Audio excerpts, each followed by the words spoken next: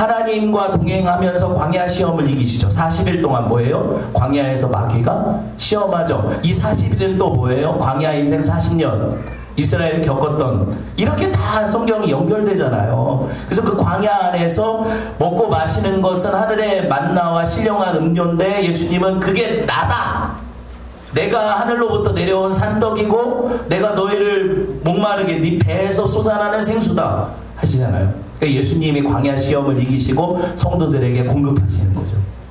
그 은혜가 있을 때, 여러분 제가 이 얘기하려는 게 아니라 그 광야 시험 가운데 아담의 넘어졌던 정욕을 다 이기잖아요. 마귀가 3가지 시험을 하죠. 이생의 육신의 정욕, 안목의 정욕, 이생의 자랑의 시험을 하잖아요. 이거 나중에 설교를 해드릴게요. 그럴 때 어떻게 해요? 이걸 다 이기시죠, 말씀으로. 그러고 나서 그 다음이 중요한데, 그러고 어때요? 마태복음 4장 11절 보니까 말씀 볼게요.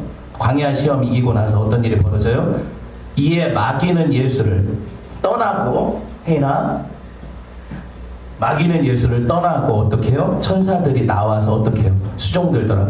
예수님이 광야에 있을 때 이 시험을 이기는 과정 가운데 누가 도와요 지금? 천사들이 와가지고 돕죠. 예수님이 성도들의 삶을 먼저 살다 가셨다고 했잖아요. 그럼 성도들도 예수님이 도움받은 것처럼 천사들이 우리 삶 가운데 와서 돕는 경험이 있을 것 아닙니까? 성경이 이 증거를 하거든요.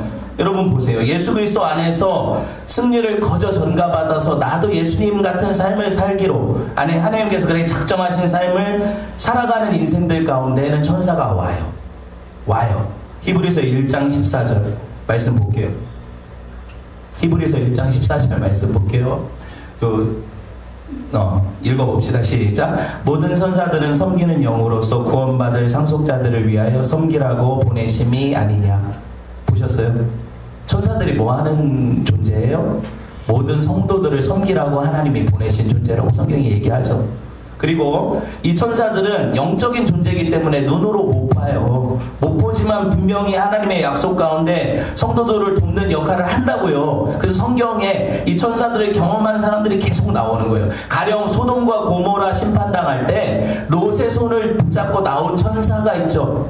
롯은 거기 지체하고 머물려고 했는데 천사가 도와서 빠져나온 거잖아요. 그쵸? 이런 증거가 너무 많아요. 가나안 정복 전쟁에서 여호수아가 여리고성 앞에 섰을 때 누굴 만나요? 하나님이 보내신 군대 장관을 만나요. 그래서 네 발에 신을 벗어라. 네가 선 곳은 거룩한 땅이다. 이 전쟁 누가 하신다? 하나님이 하신다. 그러고 나서 이 경험을 한 이후에 여호수아가 여리고성에 담대히 가서 아무것도 한 일이 없어요. 그냥 돌았죠, 성을. 어떤 돌로 지어진 성이 몇 바퀴 돈다고 무너져요? 부실공사에 한국 사람이 졌어요? 안 되잖아요. 그렇게 무너지지 않잖아요. 근데 그 성이 무너진 게 누구의 역사예요? 하나님의 역사잖아요. 천사가 도운 거죠. 천사가 도운 거예요. 여호수아 5장 13절에서 15절 펴보세요. 말씀 있잖아요. 군대 장관을 만나죠. 여러분 이거 다 읽을 필요가 없죠. 제가 설명을 했으니까. 여러분 갈멜산에서 누가 850대 1의 싸움을 싸워요? 엘리야라는 이스라엘의 선지자 대표잖아요. 엘리야가 그 바알과 아세라 선지자 이세벨의 그 악한 영향력 아래에 있던 바알과 아세라 선지자랑 갈멜산에서 대결을 하죠. 그때 불로 하나님이 심판하시잖아요. 그쵸? 그때 여러분 이 승리를 거두고 나서 이세벨이 사람 보내가지고 너 죽여버릴 거야. 그러니까 엘리야가 어디로 도망가요? 광야로 도망가잖아요. 그 승리를 거두고도 이 대선지자가 광야로 돌아가서 로뎀나무 그늘 아래 앉아가지고 죽기를 구하죠. 나 이제 족하니까 내 생명을 좀 가져가 주십시오. 나 더 이상 살고 싶지도 않습니다. 그때 하나님이 엘리야를 위해 누굴 보내세요? 천사를 보내시잖아요. 말씀 볼까요? 열왕기상 19장 4절에서 5절 봅시다. 자기 자신은 광야로 들어가 하루길쯤 가서 한 노뎀나무 아래서 앉아서 자기가 죽기를 원하여 이르되 여호와여 넉넉하오니 지금 내 생명을 거두시옵소서. 나는 내 조상들보다 낫지 못하나이다 하고 노뎀나무 아래에 누워 자더니 천사가 그를 어루만지며 그에게 이르되 일어나서 먹으라 하는지라. 아이고 뭘 먹여주기까지 하네. 누가? 천사가. 누가 힘드니까? 성도가 힘드니까. 그럼 누가 더 위야? 네, 성도가 천사보다 위에요. 하나님이 이렇게 대우하신다고요. 아시겠어요? 여러분 인생 가운데 고난이 있을 때 하나님 누굴 보내세요? 부리는 종인 천사들을 보내셔서 보호하시고 지키시는 거예요. 그 천사가 어떤 형태로 나타나요? 여러분에게 부모님으로도 나타날 수 있고, 여러분에게 친구나 아는 지인으로 나타날 수도 있고, 어떤 형태로든 그 천사를 보내셔서 하나님이 하신다니까요, 일들을. 여러분, 다니엘서에 보면 기도응답을 가지고 내려오는 존재가 누구예요? 천사잖아요. 우리가 기도했는데 그 기도가 하나님께 이렇게 갔다가 상달이 돼요. 천사가 갖다 주고, 하나님의 응답이 오는데 그 응답을 누가 갖고 내려와요? 천사가 가지고 내려와요, 우리한테. 볼까요?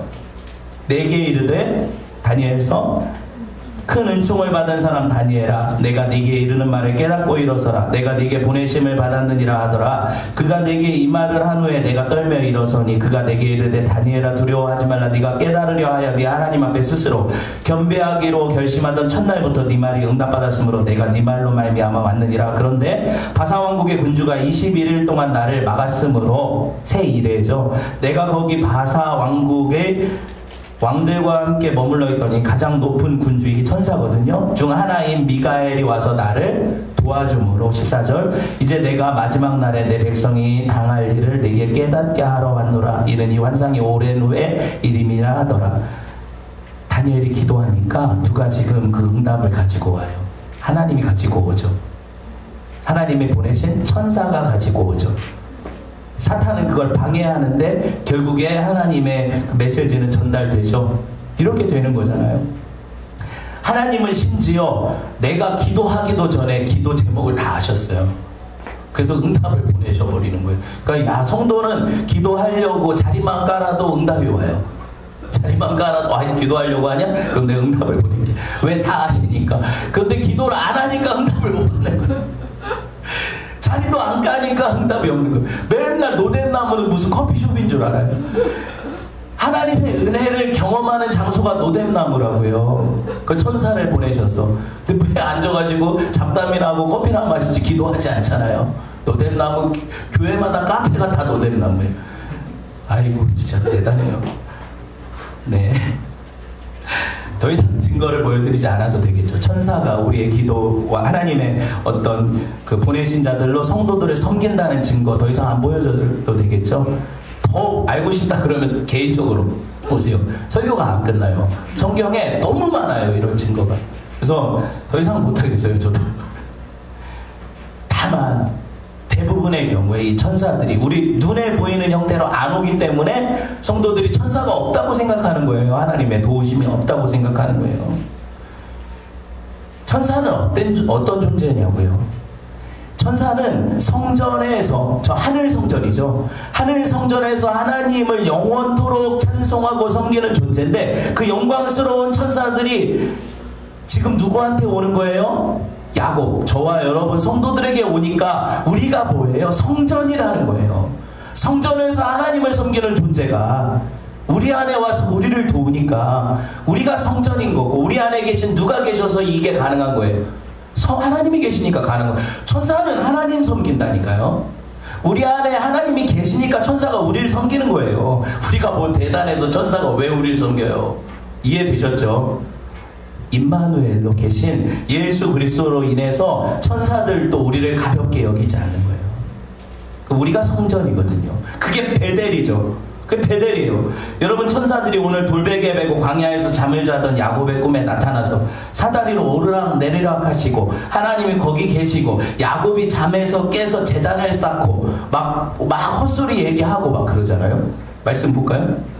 16절, 잠이 깨서 여호와께서 과연 여기 계시거늘 내가 알지 못하였나이다 하고, 17절에 두려워하여 뭐래요? 두렵도다 이곳이요, 이것은 다름 아닌 하나님의 집이요, 이는 하늘의 문이로다 하고, 야곱이 아침에 일찍 일어나 베개로 삼았던 돌을 가져다가 기둥으로 세우고 그 위에 기름을 붓고 그곳 이름을 벳엘, 하나님의 집이라 하였더라. 이 성의 옛 이름은 누스더라. 그렇게 되어 있죠. 여러분, 야곱이 보인 행동이 칭찬할 만합니까? 우리가 모를 때는 어떤 목사님들도 이 설교하면서 야곱처럼 단을 쌓아 그러잖아요. 그쵸? 근데 뭐 의도는 알겠어요. 무슨 말씀 하시는지 의도는 알겠는데, 야곱의 행동은 사실 하나님을 잘 모르는 거예요, 지금. 아까 제가 설명했듯이 그 지역이 하나님의 집이 아니라니까요. 거기 제단 쌓일 필요가 없는데 이스라엘 백성들은 다 이렇게 알아들었어요. 그래서 그 베델에 성소가 있었어요. 실제로 나중에 후대에도 그 베델에 성소를 지었어요. 왜? 야곱의 그 사다리가 내려왔던 하나님의 집이라고 했으니까 조상이 그랬는데, 하나님은 그 성전을 부정하시잖아요. 오셔가지고 돌 위에 돌 하나도 남지 않겠다. 내가 성전이다. 누가? 예수님이 그러시죠. 왜? 예수님 안에서 죄인들이 하나님을 만났으니까 이게 성전이잖아요. 그죠? 그리고 예수님이 가신 이후에는 성령이 오셔서 우리 안에 거하시니까 저와 여러분이 성전, 하나님의 집인 거고, 이렇게 설명을 하니 다 아시겠죠? 이제 충분히 이해되셨죠? 저와 여러분이 성전이니까 우리가 하나님의 집인 거고 우리가 베델인데, 이 베델은 하나님의 창세전 언약 가운데 이미 예정되신 거예요. 그러니까 성도들은 내가 하나님의 집이 되기 싫어요 라고 도망가도 하나님이 따라오셔서 난 너랑 함께 할 거야. 들어오신다니까요. 그 집에 들어오신다고요. 들어오셔서 안 떠나세요. 그래서 성전이, 여러분이 성전됨이 때로는 기쁘지만 때로는 불편한 거예요. 왜? 너희 몸은 하나님이 거하시는 거룩한 전인 줄 알지 못하냐? 거룩한 전인데 왜 네 몸을 함부로 그렇게 굴리냐? 네가 성전인 거 알지 못하냐? 그러시니까 불편하죠. 나는 편하게 살고 싶은데 하나님이 나랑 동거를 하시네. 방도 치워야 되고, 야, 하나님이 나보다 위니까 내가 더 좋은 자리도 양보해드려야 되고 밥도 내가 먼저 해드려야 되는 게 맞는데 나는 내가 누리고 싶은데 이게 성전된 게 불편한 거예요. 하나님과 동침하는 게, 하나님과 동거하는 게 힘든 거예요. 이 성도들의 삶이죠. 그게 불편하죠, 인생이. 그런데 불편한 게 많을까요? 유익이 많을까요? 불편한 건 잠깐이죠. 유익은 영원하잖아요. 육을 가지고 있는 동안엔 불편해요. 왜? 죄성이 있으니까. 그런데 이걸 벗어버리고 나면 어떻게 될까요? 얼마나 기쁘겠어요. 하나님과 나와 영생을 누린다는 게. 이게 천국인데, 죄인들이 어떻게 하나님을 만나러 갈 수 있어요, 하늘에? 그러니까 사다리가 내려오시는 거잖아요. 그래서 하나님이 나는 너의 하나님이 되고 너희는 내 백성이 되리라. 난 그런 원한 적 없는데 그냥 내가 할 거야. 설득해 가시고, 하나님 그렇게 사로잡아 가시고, 그래서 나를 어떻게 바꾸세요? 성전답게 막 바꿔버리시는 거예요. 평생에 따라다니세요. 하나님이 캐나다 가도 따라다니시고, 어딜 가도 하나님이 하나님의 집으로 삼은 사람은 하나님의 소나기를 벗어날 수 없어요. 내가 새벽 날개 치며 저 바다 끝에 거할지라도 그곳에서 하나님이 너를 감찰하시는 거예요. 그러니까 어딜 도망가요, 하나님 앞에서. 여러분, 디모데 전서에 보면 성도가 하나님의 전이라는 것, 하나님의 집이라는 것, 그게 교회라는 걸 확실하게 보여주는 증거가 있어요. 볼까요? 디모데 전서 3장 15절 읽어봅시다. 시작. 만일 내가 지체하면 너로 하여금 하나님의 집에서 어떻게 행하여야 할지를 알게 하려 함이니 이 집은 살아계신 하나님의 교회요 진리의 기둥과 터니라. 디모데가 목회하던 그 교회를 향해서 하나님의 집이라고 불러요. 야, 바울이, 내가 좀 지금은 지체하고 있지만 너가 거기 목회자잖아. 하나님의 집에 목회하고 있잖아. 그러니까 내가 가기 전에 네가 어떻게 행할 바를 알 거 아니야. 그렇게 해. 디모데한테 편지하는 거거든요. 근데 그 교회를 향해서 하나님이 뭐라고 불러요? 하나님의 집이라고 부르죠. 교회는 베델이에요. 교회가 베델이라고요. 그러니까 여러분과 저는 교회잖아요. 성령의 전이잖아요. 야곱과 똑같아요. 우리는 그냥 이렇게 하나님이 일방적으로 약속하시고 창세전부터 이렇게 언약 주셔서 이렇게 삼겠다, 이렇게 하겠다 하시는데, 우리는 뭔가 좀 더 다른 게 없을까? 이런 생각을 하거든요. 그래서 야곱이 뭐라고 해요? 그 꿈에서 깨어나자마자 서원을 하죠. 서원이 뭐예요? 내가 힘 있는 자에게 어떤 걸 약속해서 그걸 드리는 전제 조건으로 뭔가를 받아내는 거. 거래. 서원은 거래가 돼요. 야곱이 뭐라고 서원합니까? 하나님이 나와 함께 계셔서, 말씀 볼게요. 20절. 야곱이 서원하여 이르되 하나님이 나와 함께 계셔서 내가 가는 이 길에서 나를 지키시고 먹을 떡과 입을 옷을 주셔서 내가 평안히 아버지 집으로 돌아오게 하시오면 여호와께서 나의 하나님이 되실 것이요 내가 기둥으로 세운 이 돌이 하나님의 집이 될 것이요 하나님께서 주신 모든 것 11조도 드리겠습니다. 그러죠. 이렇게 서원하잖아요, 야곱이. 왜? 이렇게 하면 하나님이 그렇게 하실 것 같아서. 사람이 다 이래요. 모든 성도들이 이렇게 거래해요, 하나님한테. 기도는 거래가 아니에요. 성도들의 삶은 하나님과 뭔가를 이렇게 딜을 해가지고 얻어내는 그런 게 아니에요. 하나님은 약속하신 대로 이루시는 분이세요. 아시겠어요? 내가 캐나다를 갔는데 하나님이 날 이렇게 부유케 하시고 이곳에서 이렇게 지켜주셔서 내가 나중에 고국에 금이 환영하게 하시면 하나님이 내 하나님이 되고 나는 하나님 앞에 교회도 져드릴 거고 내가 11조 내가 거기서 얻은 거 다 갖다 바치겠습니다. 약속하실 필요가 없어요. 그런 거 아니에요. 왜 아니에요? 야곱의 세 가지 서원은 다 오류죠. 첫 번째가 뭐예요? 자기를 평안하게 집으로 돌아오게 하시면 하나님이 내 하나님 될 거라고. 근데 하나님은 창세 전에 너 엄마 뱃속에 있을 때 이미 나는 너를 택했다. 내가 네 하나님 됐다 이미. 근데 뭘 내가 너를 돌아오게 하면 그때 네 하나님이 되고 뭐 어쩌고 그러냐. 아닌 거잖아요. 두 번째는 뭐예요? 내가 기둥으로 삼은 이 돌이 하나님의 집이 될 것입니다. 이렇게 얘기하죠. 성전 져서 봉헌하겠습니다. 이런 얘기잖아요. 야곱은 그렇게 해주시면 하나님 뭐라고요? 네가 내 집이야. 네가 내 집이라고. 정신 차려. 네가 짓는 성전 교회 건축 필요 없어. 너가 내 집이야. 네 성전을 아름답게 갖고 내가 네 안에 거하도록. 그쵸? 세 번째, 내게 주신 모든 것의 11조 10분의 1은 하나님께 드리겠습니다. 세상 모든 것이 하나님 건데 우리가 뭘 드려요? 11조가 뭐라고 해서 제가 설명드렸죠. 하나님이 자기 자신을 주신 표징이라고 했잖아요. 왜 11조가 자기 자신을 주신 표정이에요? 레위 지파가 이스라엘의 11조로 드려졌고 레위 지파에서도 아론 계열이 대제사장 11조로 드려졌고 이스라엘 백성들은 그들의 구별된 표로 11조를 드렸을 때 그것이 제사장들의 양식이 되었죠. 그렇죠? 그런데 이 레위 지파와 구별된 이 제사장들의 역할이 뭐였어요? 예수 그리스도를 예표하는 거였잖아요. 예수님이 하나님 앞에 온 백성의 11조로 드려졌어요. 하나님은 예수 그리스도를 11조로 받으셨고 그래서 모든 백성들을 구원하시는 거예요. 그러니까 율법의 11조가 지금 교회 안에 없어요. 우리가 막 계산기 두드려서 연말정산할 때 11조 이렇게 해가지고 내가 1,000원을 뺐나 더 넣나 막 이럴 필요가 없어요. 전혀 그런 거 상관없어요. 우리의 11조는 예수님이시거든요.